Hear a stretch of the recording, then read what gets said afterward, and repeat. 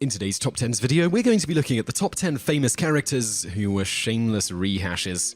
And in at number 10, Oswald the Lucky Rabbit became Mickey Mouse.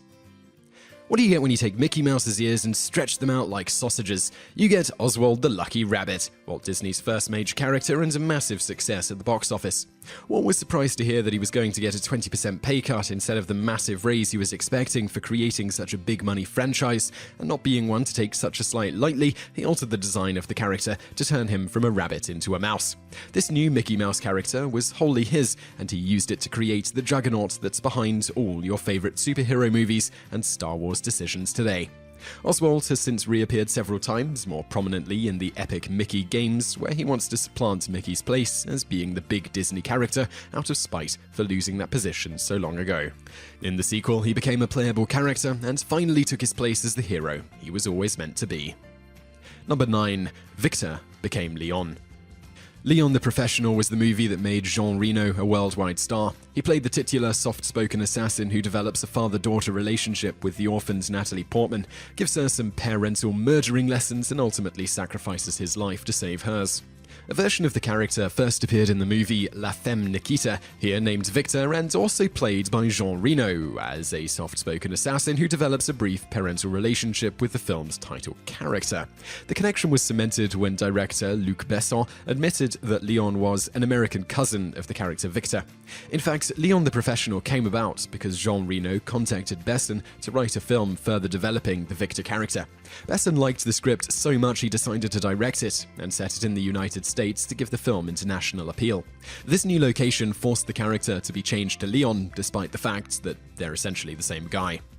Number 8. David Hollins became Dave Lister.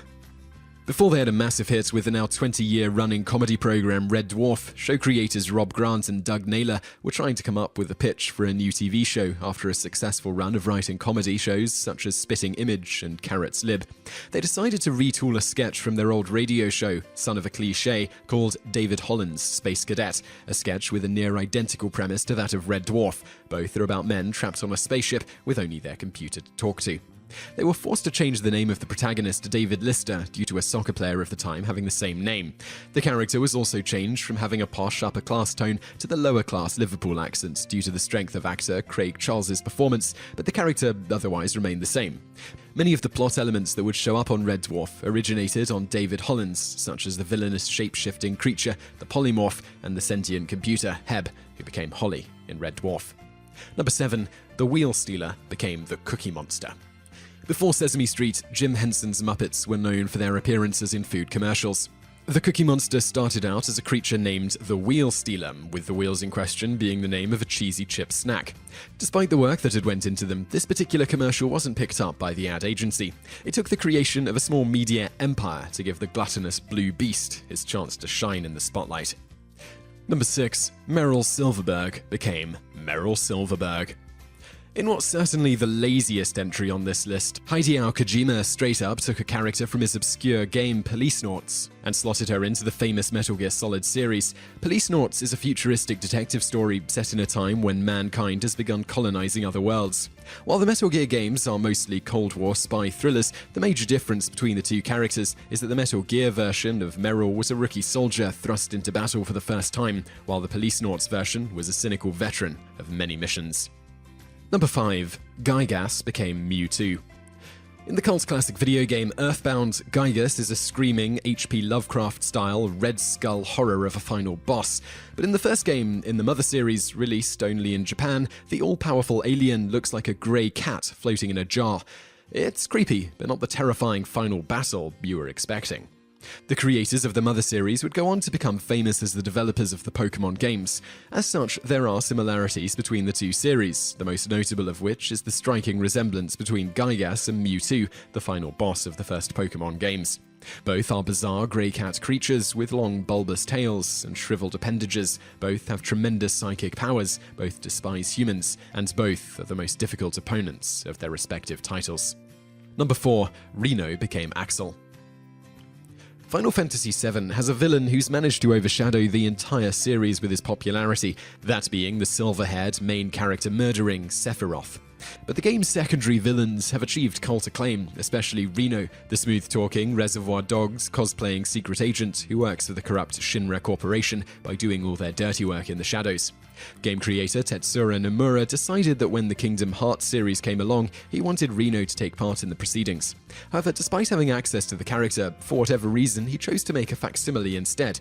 In a staggering display of originality, Nomura gave the new character Axel the same spiky red hair, long black robes, and silly over-the-top weapon as Reno.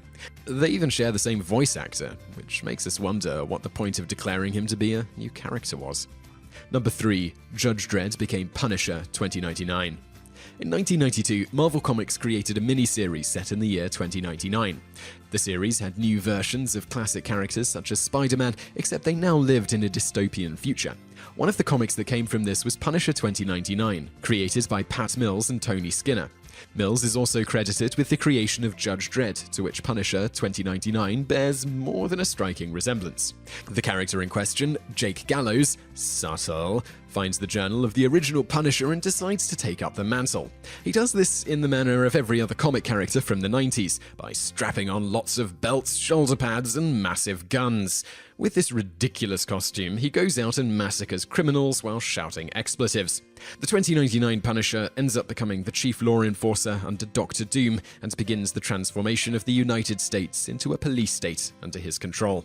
That's suspiciously similar to the Mega City 1 concept of Judge Dredd fame. There's even a story involving Punisher 2099 trying to stop illegal hoverboard racing, which mirrors one of the most famous Dredd storylines. Number 2. Mr. Anderson became Hank Hill. Mike Judge got a bad deal on the original Beavis and Butthead, as he got almost no money from the show. He did, however, use the show's success to get in the door with other networks. With the success of MTV's Daria spin-off, Judge decided to try his hand at giving another Beavis and Butthead character their own show. In this case, the character in question was Tom Anderson. King of the Hill's Hank Hill was originally a facsimile of Beavis and Butthead's neighbor, only with a sharper design and more personality. He pitched the idea to Fox as Tom moving back to his native Texas, but while Fox liked the idea, they rejected the spin-off aspect. King of the Hill became its own separate show, with Mr. Anderson being removed entirely. The two characters have essentially the same voice and a similar personality, but Hank was given an entirely new group of cast members to play off. Number 1. Questor became Data. Data, one of the most popular characters in Star Trek The Next Generation, is an android who wishes to learn more about humanity despite lacking the capacity to feel emotions. He spends the entirety of 7 seasons and 4 movies trying to discover what it means to be human. It's a shame he never starred in any TV movies, as he might have accomplished his goal in under 2 hours, like in the 1974 Gene Roddenberry flick The Questor Tapes, a movie about an android who wants to emulate humans despite lacking the capacity to feel emotions. The titular Questor is almost identical to Data in terms of characterization, speech, and demeanor. The main difference is the setting. Whereas Data had the tolerance and understanding futuristic Federation as his backdrop, Questor had a 1970s America filled with bigotry, people who had never met an android before, and jerks who were always trying to capture him. The similarities don't stop there, as Roddenberry took scenes and situations from the Questor tapes and plugged them straight into Star Trek. For example, a scene where Questor is playing craps in a casino, senses that the dice are weighted, and compensates for this when he throws, also appears in the Next Generation episode The Royale. One of the most famous scenes involving Data features him being seduced by a drunken Tasha Yar, where she asks him if he's fully functional in the bedroom. This scene and its famous line are taken from the Questor tapes, where Questor unsuccessfully propositions a woman, with the studio executives feeling that a woman having sex with a machine was unacceptable. At the end of the film, Questor discovers his elderly creator, who bestows on him emotions, just like the Brothers episode of Next Gen. Roddenberry hoped the movie would lead to a series, but it wasn't meant to be. When Star Trek The Next Generation came about, Questor was reworked as Data, and the rest is nerd history.